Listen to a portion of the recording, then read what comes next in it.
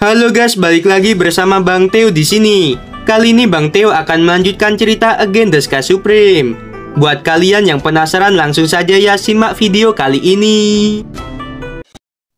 Oke, sebelum video dimulai ada saweria dari Bang Olvis nih. Semangat Min, siap. Ini Mimin bikinin yang lumayan panjang lagi kayak kemarin ya. Oke, langsung saja simak ya. Untuk Bang Olvis juga, semoga lancar rezekinya makin banyak ya, amin. Setelah selesai berbicara, Tanyun membawa Xianxian terbang keluar dari formasi besar para dewa dan muncul di antara pegunungan yang luas.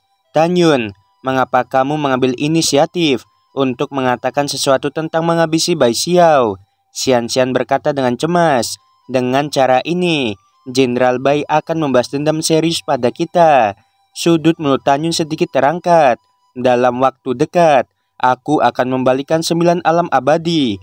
Dan sekarang ini baru permulaan. Ayo pergi, aku akan menemanimu ke kota abadi Tongtian sekarang juga.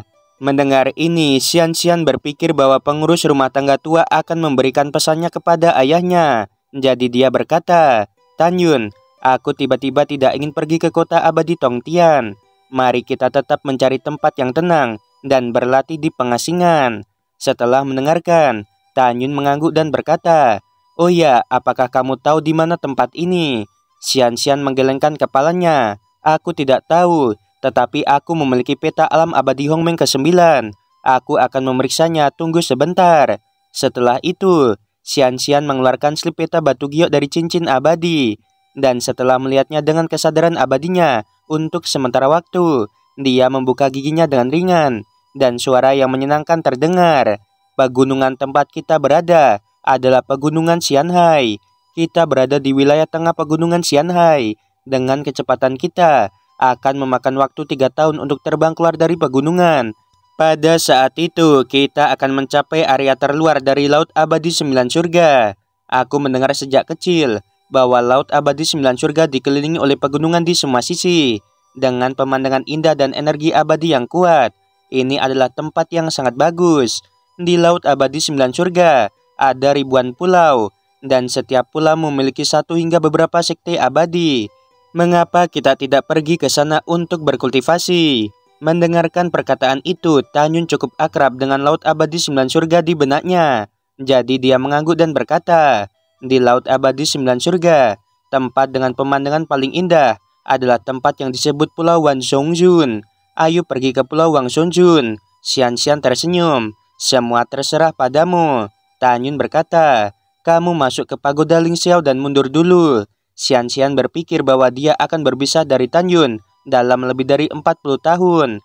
Jadi dia tersenyum dan berkata, aku tidak ingin mundur sekarang. Lebih baik aku terbang bersamamu dan menikmati pemandangan indah di sepanjang jalan. Tidak apa-apa. Tanyun tersenyum dan terbang bersama Xianxian di atas pegunungan dengan kecepatan tinggi. Selama penerbangan, Tanyun memperhatikan bahwa ada sedikit melankolonis di mata Xianxian. Jadi dia berkata, kamu terlihat sangat khawatir. Ada apa? Tidak ada, kata Xianxian. Jika aku memang seorang temanmu, katakan saja padaku. Tanyun berkata sambil tersenyum. Xianxian berkata dengan lembut, Tanyun, jika suatu hari aku mati, apakah kamu akan merindukan diriku? Tanyun mengerutkan kening dan berkata, bagaimana kamu bisa mengatakan ini? Xianxian cemburu dan bertanya, aku hanya bertanya apakah kamu akan merindukan diriku? Tanyun mengangguk, tentu saja kamu adalah temanku. Namun dengan aku di sini, aku tidak akan membiarkan hal itu terjadi padamu, kata Tanyun dengan tegas. Ya, mendengarkan kata-katamu, aku puas. Di antara tawa tipis, Xianxian memutuskan bahwa dia akan bunuh diri setelah dia dan Kaisar Abadi ke-9 menikah di masa depan. Aku lebih baik mati daripada membiarkan Fang Rulong, seekor anjing, mengotori tubuhku. Waktu berlalu seperti anak panah. 1 tahun kemudian, di Mansion Jenderal Kota Abadi Xiaohu. Pada saat ini, seorang jenderal abadi datang ke aula dengan panik. Dia berlutut dan berkata, Jenderal besar, ada sesuatu yang penting untuk dilaporkan. Di aula, seorang lelaki tua berusia 60-an berkata dengan ringan, kamu masuklah. Orang tua itu adalah Jenderal besar Bai Yuan, Sekarang dia di ranah Kaisar Agung tingkat ke-11. Di sebelah lelaki tua itu, ada juga dua pria parubaya. Yang pertama adalah Baisun, putra tertua Baiyuan. Dia di ranah Kaisar Agung tingkat ke-4. Orang kedua bernama Baicang, putra kedua Baiyuan. Dia di ranah Kaisar Raja tingkat ke-8. Setelah Jenderal Abadi buru-buru memasuki aula, dia berlutut dengan satu lutut di depan Baiyuan dan berkata dengan suara gemetar, "Jenderal besar, ada sesuatu yang buruk. Tuan muda ketiga dihabisi oleh seorang pria bernama Tanyun di jurang pemakan jiwa. Pria itu bersama wanita bernama Xian. Bagi Baiyuan, berita kematian Bai Xiao tidak kurang seperti petir. Tubuh tuannya bergetar dan dia berteriak dengan marah. Apa yang kamu katakan? Jenderal besar, tenanglah. Jenderal Abadi berkata dengan gemetar. Tuan muda ketiga dihabisi oleh Tanyun dan Xian. Xiaoer, anakku. Bai Xiao menangis dan berkata dengan marah. Apa asal-usul Tanyun dan Xian? Mereka berani menghabisi putra jenderal ini. Mulai. Jenderal Abadi berkata dengan jujur. Melaporkan. Jenderal Abadi berkata dengan jujur. Melapor menurut lebih dari 100 orang yang kembali dari perburuan harta karun di Soul Devouring Abyss. Tanyun dan wanita bernama Xian. Keduanya di ranah Kaisar Raja. Mengenai asal-usul keduanya, tidak ada yang tahu. Selain itu, Tanyun berinisiatif untuk mengatakan bahwa dia menghabisi tuan muda ketiga. Ini sengaja memprovokasi dirimu. Tanpa menunggu kata-kata Jenderal Abadi selesai, Baiyuan yang berduka meraung. Apalagi, Jenderal Abadi berkata, Tanyun adalah putra yang berani. Dia tidak hanya menghabisi tuan muda ketiga, tetapi aku mendengar bahwa dia juga menghabisi Mo Shifu, Mo Changfeng dan Mo Changseng. Tidak hanya itu, tetapi Tanyun juga menghabisi Wan Baoshan dan lebih dari 10.000 prajurit dari Mansion Kaisar Abadi ke-9. Mendengar ini, Baiyuan dan kedua putranya tidak bisa menahan diri untuk tidak tercengang. Segera, Baisun menggertakkan giginya dan berkata, Ayah, tidak peduli siapa Tanyun, jika dia berani menghabisi adik ketigaku, kita harus mencabik-cabiknya. Ayah, kakak tertua benar, kita harus menangkap Tanyun untuk membalas dendam. Baichang mengepalkan tinjunya erat-erat. Matanya merah setuju lalu menatap Jenderal Abadi dan bertanya, apakah ada wajah Tanyun dan Xian? Jenderal Abadi membalikkan tangan kanannya. Sebuah potret muncul di tangannya. Menyerahkan potret itu kepada Baichang dan dengan hormat berkata, Tuan muda kedua, potret ini disediakan oleh para pemburu harta karun yang telah melihat Tanyun dan Xian dengan mata kepala mereka sendiri. Baichang memandang pemuda berjubah putih dan gadis rok biru di potret itu. Dia mengangkat kepalanya dan mendesis. Adik ketiga, jangan khawatir. Kakak kedua, kakak tertua, dan ayah pasti akan membalaskan dendammu. Setelah raungan panjang, Baichang memandangi Baiyuan dan berkata, Ayah, cepat beri perintah untuk menemukan keberadaan sepasang anjing ini. Baiyuan menekan kemarahan mengerikan di dalam hatinya dan berkata dengan sedih, tentu saja ayah ingin menangkapnya. Namun, kamu baru saja mendengar bahwa Tanyun juga menghabisi tuan muda kota Abadimo. Yang penting dia juga menghabisi Wan Baoshan. Ayah harus pergi ke Mansion Kaisar Abadi ke-9, lalu membahas mengenai balas dendam pada Tanyun dan Xian. Sebulan kemudian, kota raksasa yang megah dan sangat luas, berdiri di antara langit dan bumi. Itu adalah kota Abadimo. Hari ini adalah hari besar, seluruh kota merayakan bersama. Karena penguasa kota Mo Changkong berhasil naik ranah, memasuki ranah Kaisar Agung tingkat ke-12, dan memasuki jajaran kekuatan teratas di alam abadi Hongmeng ke-9. Di Mansion penguasa kota, Mo Changkong, yang berusia sekitar 70 tahunan, menatap pengurus rumah tangga dengan ekspresi muram, dan berkata dengan sungguh-sungguh, penguasa kota meninggalkan pengasingan kemarin, dan hari ini seluruh kota akan merayakan bersama, tetapi saudara laki-laki keduaku dan ketiga serta tuan muda tidak terlihat. Bagaimana kamu menjadi pembantu rumah tangga? Apakah kamu bahkan tidak tahu kemana mereka pergi? Kepala pelayan berlutut di tanah dengan ketakutan. Penguasa kota, tolong tenang. Bawahan ini akan mengirim seseorang untuk menemukan tuan muda dan kedua saudaramu. Pada saat ini Mo Wumen, kepala diaken datang dengan tergesa-gesa, memandang Mo Changkong dan berkata dengan wajah pucat, sepupu, ada hal buruk. Wen, ada apa? Mo Changkong mengerutkan kening. Mo Wumen berkata dengan suara gemetar, sepupu, aku tidak bisa memberitahumu beberapa kata tentang apa yang terjadi. Jadi sebaiknya membiarkan orang lain memberitahumu. Setelah berbicara, Mo Wumen menoleh untuk menghadap pintu halaman dan berteriak, "Kamu masuklah." Dengan suara hormat, seorang lelaki berusia 70 tahun melangkah ke halaman dan bersujud kepada Mo Cangkong. Liu Weng bersujud kepada penguasa kota. "Bangun dan bicaralah." Mo Cangkong melambaikan tangannya. Liu Weng bangkit, membungkuk kepada Mo Cangkong dan berkata, "Aku melihat dengan mataku sendiri, seorang pemuda bernama Tan Yun setahun yang lalu, dalam formasi besar para dewa di luar jurang pemakan jiwa, menghabisi." Sebelum Liu Weng bisa menyelesaikan kata-katanya, kegembiraan Mo Cangkong karena naik ranah langsung menghilang. Dia berkata dengan marah, "Apa yang kamu katakan?" Liu Weng berlutut di tanah ketakutan dan berkata dengan berani, "Tuan Moer dihabisi oleh Tan Yun." Wajah Mo Cangkong merah, tetapi apa yang dikatakan Liu Weng selanjutnya membuatnya semakin marah. Liu Weng menggigil dan berkata, "Penguasa kota, aku juga mendengar dari perkataan Tan Yun bahwa putramu dan saudara ketigamu dihabisi oleh Tan Yun. Ini tidak mungkin, tidak mungkin." Mo Cangkong meraung dengan suara serak, "Ini benar-benar tidak mungkin. Penguasa kota, tenangkan amarahmu. Bawahan ini akan pergi ke aula jiwa untuk melihat lampu kehidupan dari tuan kedua, tuan ketiga, dan tuan muda." Kepala pelayan menjawab dan menghilang sebagai bayangan. Setelah beberapa saat, dia berbalik dan berteriak, "Penguasa kota, lampu kehidupan tuan kedua, tuan ketiga, dan tuan muda benar-benar padam." Air mata keruh Mo Cangkong mengalir dari matanya. Dia mengangkat kepalanya dan berteriak, dan dia mengeluarkan seteguk darah. "Sepupu, orang tidak bisa dibangkitkan dari kematian. Kamu harus bersabar." Mo Wumen menghibur sambil menyeka air matanya. Mo Cangkong memuntahkan seteguk darah lagi, dan dalam sekejap, dia tampak telah menua. Dia menatap Liu Weng dengan gemetar dan meraung, "Adik laki-lakiku yang kedua dan ketiga sama-sama berada di ranah Kaisar Agung tingkat pertama. Siapa Tan Yun itu? Latar belakang apa yang dia miliki untuk berani menghabisi saudaraku dan menghabisi anakku satu-satunya?"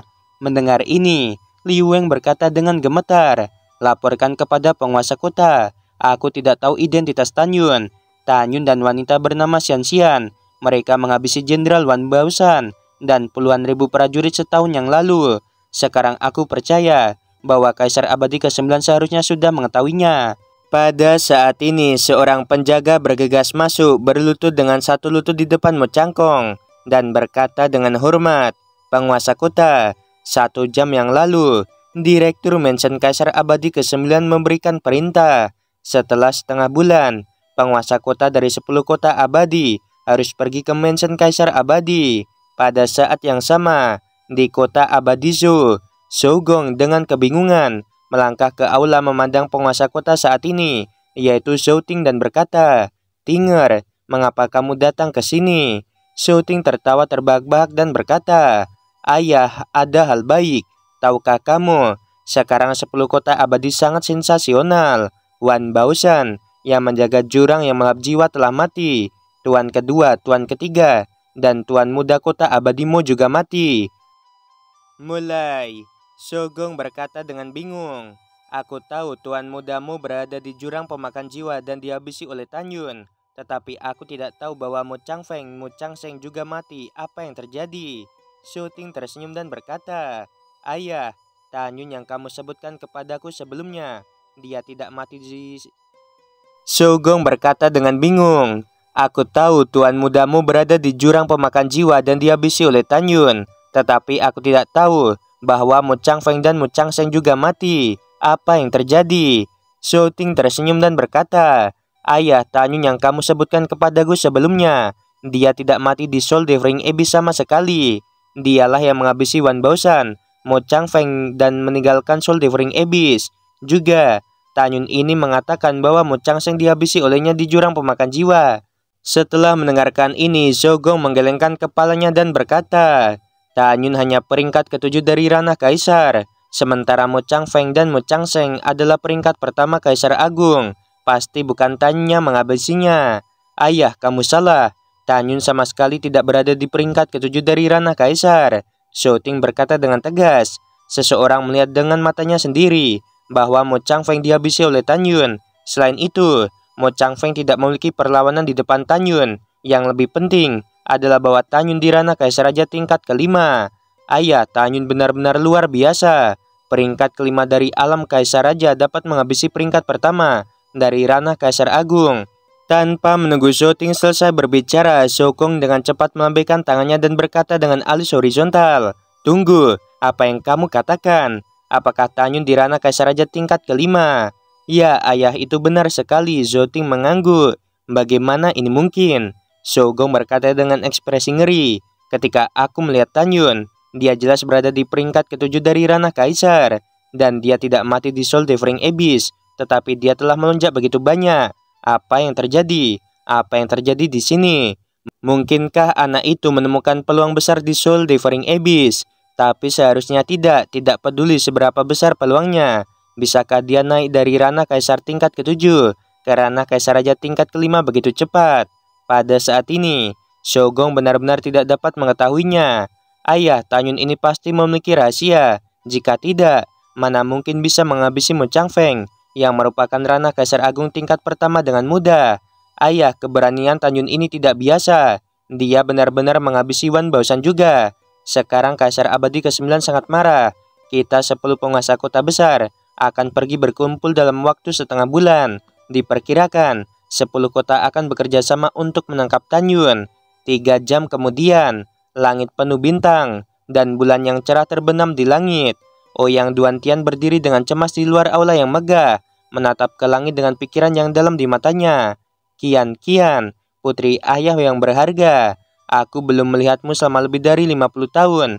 Bagaimana kabarmu sekarang?" Suara mendesing. Pada saat ini, seorang lelaki tua turun dari langit dan mendarat di depan Ouyang Duantian. Tidak lain adalah kepala pelayan tua yang kembali dari jurang pemakan jiwa. Dia Ouyang Fu. Pada saat ini, wajah tua Ouyang Fu penuh dengan kegembiraan. "Penguasa kota, ada kabar baik." Ouyang Duantian menggelengkan kepalanya dan menghela nafas. "Tidak peduli seberapa bagus beritanya, di hatiku itu pasti akan biasa saja." "Penguasa kota, apa yang dikatakan pelayan tua ini adalah bahwa aku telah melihat nona muda," kata Ouyang Fu. "Apakah kamu melihat Kian?" Ouyang Duantian buru-buru menarik Ouyang Fu ke aula, dan segera dengan lambaian tangan kanannya, penghalang kedap suara dipasang ketika permukaan seluruh aula sedikit bergetar. Nada bicara Ouyang Duantian penuh dengan keraguan. "Apakah kamu benar-benar bertemu nona?" Alasan mengapa nada suaranya seperti itu, karena Ouyang Duantian tidak memberitahu Ouyang Fu tentang penyamaran putrinya. Jadi bagaimana dia tahu tentang itu? Ketika Ouyang Duantian bingung, Ouyang Fu berkata dengan jujur, "Penguasa kota, ketika bawahan ini berada di jurang pemakan jiwa, aku dihentikan oleh seorang wanita aneh. Gadis aneh itu menyebut dirinya Xian, tetapi ternyata itu nama samaran wanita muda itu setelah dia mengubah wajahnya." Mendengar ini, Ouyang Duantian percaya bahwa Ouyang Fu memang telah bertemu putrinya. Dia buru-buru mendesak, Kian, bagaimana kabarnya sekarang? Ayo, apa yang dia katakan padamu?" Ouyang Fu tersenyum hormat dan berkata, "Penguasa kota, nona bertanya tentang situasimu saat ini, dan bawahan ini mengatakan yang sebenarnya. Nona mengetahui bahwa setelah kamu dan Kaisar Abadi ke-9 membuat janji 100 tahun, dia meminta bawahan ini untuk memberitahumu bahwa dia akan kembali dan menikahi Kaisar Abadi ke-9 pada waktu itu." Setelah mendengar ini, Ouyang Duantian menggelengkan kepalanya dan menghela nafas. Bocah konyol ini, karena dia telah pergi, dia tidak perlu kembali. "Putriku, bahkan jika ayah mati, aku tidak akan pernah membiarkanmu menikahi anjing itu."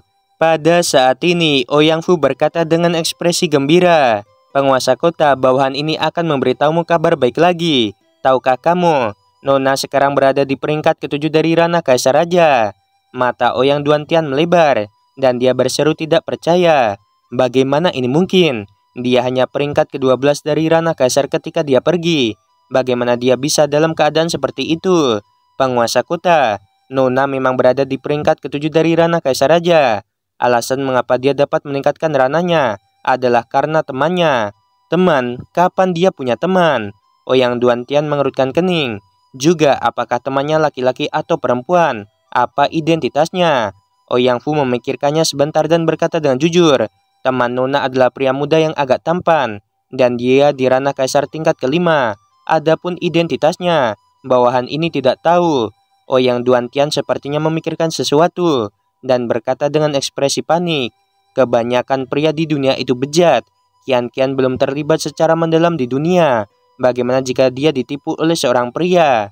Ouyang Duantian berbalik dengan tergesa-gesa. "Penguasa kota, jangan khawatir." Ouyang Fu menghibur. "Nona Qian pintar. Dia bisa melindungi dirinya sendiri." Pada saat ini, Ouyang Duantian terkejut dan berkata dengan ekspresi khawatir, "Gadis ini hanya omong kosong. Bagaimana dia bisa mengikuti seorang pria ke tempat berbahaya seperti Sol de Ring Abyss?" Sama seperti Ouyang Duantian, semakin dia memikirkannya, semakin khawatir dia. Seorang diaken bernama Wang Bo datang keluar aula, membungkuk dan berkata, "Penguasa kota, seseorang dari Mansion Kaisar Abadi ke-9 datang." Ouyang Duantian menarik napas dalam-dalam dan berkata, "Dimengerti, kamu mengundang Direktur Fang ke aula VIP terlebih dahulu, dan penguasa kota ini akan datang nanti." Setelah beberapa saat di aula VIP, "Oh Tuan Fang, angin macam apa yang bertiup di sini?" Ouyang Duantian tertawa dan berjalan ke aula VIP, mengepalkan tinjunya dan tersenyum pada seorang lelaki tua bungkuk berusia 90-an di kursi batu giok. Orang tua yang membungkuk itu adalah kepala pelayan dari Mansion Kaisar Abadi ke-9. Dia Fang Wuqi. Fang Wuqi mengepalkan tinjunya dan tersenyum. "Aku di sini untuk dua hal. Hal pertama adalah Kaisar Abadi memerintahkan lelaki tua ini untuk datang dan bertanya tentang keberadaan putrimu yang berharga.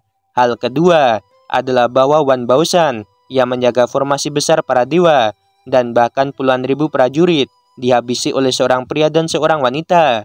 Kaisar Abadi ke-9 sangat marah dan ingin penguasa kota dari 10 kota besar abadi pergi berkumpul untuk berbicara tentang cara menangkap pria dan wanita yang memprovokasi. Setelah mendengar ini, Ouyang Duantian pertama-tama menggelengkan kepalanya dan menghela nafas. "Tuan Fang, aku benar-benar minta maaf. Penguasa kota ini belum menemukan Qian. Penguasa kota Ouyang, kamu harus cepat." Fang Wuqi berkata dengan sungguh-sungguh. "Begitu janji 100 tahun tiba, jika putrimu yang berharga belum ditemukan, lelaki tua ini khawatir bahwa kota ini akan hancur." Ketika Fang Wuqi tampak khawatir, Ouyang Duantian mencibir di dalam hatinya. Dia tahu bahwa Fang Wuqi tidak tahu malu seperti namanya. Memikirkan hal ini, Ouyang Duantian mengepalkan tinjunya dan berkata, "Terima kasih, Tuan Fang atas perhatianmu. Tolong beritahu Kaisar Abadi. Aku pasti akan mencoba yang terbaik untuk menemukan Qian." Setelah itu, Ouyang Duantian berkata dengan rasa ingin tahu, "Oh Tuan Fang, siapa pria dan wanita yang berani menghabisi Wan Baoshan?" Fang Wuqi berkata, "Aku tidak tahu. Aku hanya tahu bahwa nama pria itu adalah Tan Yun, nama wanita itu adalah Xian, dan aku tidak tahu apa-apa tentang yang lain." Ouyang Duantian terkejut dan berkata pelan, "Tuan Fang, apakah kamu memiliki potret Tan Yun dan Xian? Jika ada, penguasa kota bisa melihat dan mungkin mengenali mereka berdua." "Potret itu memang ada." Fang Wuqi membalik tangan kanannya. Sebuah gulungan gambar muncul di tangannya dan menyerahkannya kepada Ouyang Duantian. Saat Ouyang Duantian membuka gulungan itu dengan rasa ingin tahu, tubuhnya tiba-tiba bergetar. Dia melihat putrinya di potret itu berdiri berdampingan dengan seorang pria berbaju putih yang tampan. "Penguasa kota Ouyang, dari penampilanmu, apakah kamu mengenali keduanya?" kata Fang Wuqi. "Tidak, penguasa kota ini tidak mengenali mereka berdua." Ouyang Duantian menggelengkan kepalanya dan berkata, "Penguasa kota ini hanya berpikir bahwa wanita bernama Xian. Sepertinya aku pernah melihatnya di suatu tempat, tetapi aku tidak dapat mengingatnya." Dengan mengatakan itu, Ouyang Duantian menyerahkan gulungan itu kepada Fang Wuqi dan berkata, "Keduanya sangat berani menghabisi Wan Baoshan. Mereka berdua ini memang berani. Ini secara terang-terangan menentang Mansion Kaisar Abadi ke-9. Selain itu, pria dan wanita ini juga menghabisi Tuan Muda, Tuan Kedua, dan Tuan Ketiga dari kota Abadimo. Pada saat yang sama, dia juga menghabisi putra ketiga Jenderal Bai Xiao. Hal ini telah menimbulkan sensasi di kota-kota besar." Oke guys, sampai sini dulu.